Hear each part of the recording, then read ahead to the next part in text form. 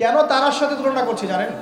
তারাগুলো শুধু তারাই নয়, যারা অ্যাস্ট্রোনমি সম্পর্কে কিছু পড়াশোনা করেছে তারা জানে যে এই তারাগুলোর পজিশন এত নিখুঁত যে একটা যদি সামান্য ডানে বামে সরে যায়, একটু 19-20 হয়ে যায়, মহাবিশ্বের এই মহাবিশ্বের যে মাধ্যাকর্ষণ শক্তি, অভিকর্ষ বল, এটা কলাপস করে ভেঙে পড়ে যাবে।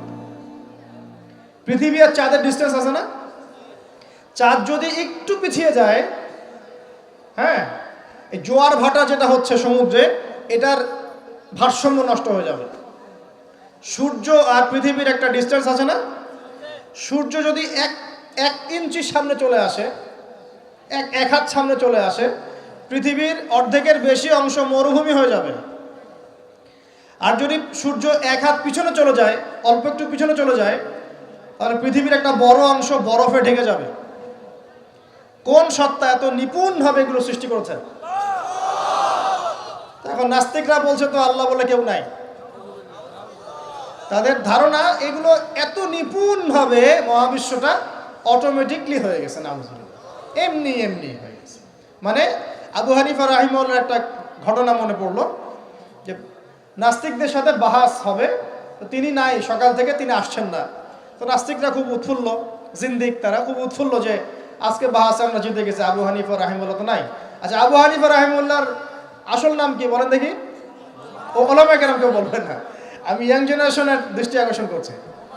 বলেন। নোমান বিন সাবিত। যাক, না বলতে পারলে ধরতাম কিন্তু। কত হিজরিতে জন্মগ্রহণ করেছেন বলেন? মায়ের দেওয়া দরকার এদেরকে ধরে। কত হিজরিতে? 80 হিজরিতে। ইন্তেকাল কত হিজরি? 150। আর্জেন্টিনার স্ট্রাইকারের নাম কি বলেন? এই তো, এই হচ্ছে অবস্থা আমাদের ভাই। ব্রাজিলের স্ট্রাইকারের নাম কি? গতকালকে বাংলাদেশের ম্যাচে কে ভালো খেলেছে?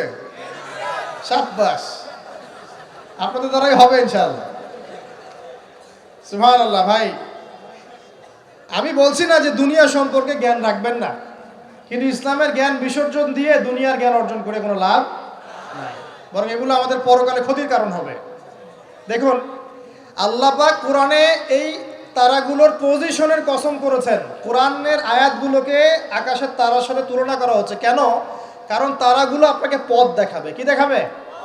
আপনি তারাগুলো মিলাতে পারলে ডাইরেকশন খুঁজে পাবেন।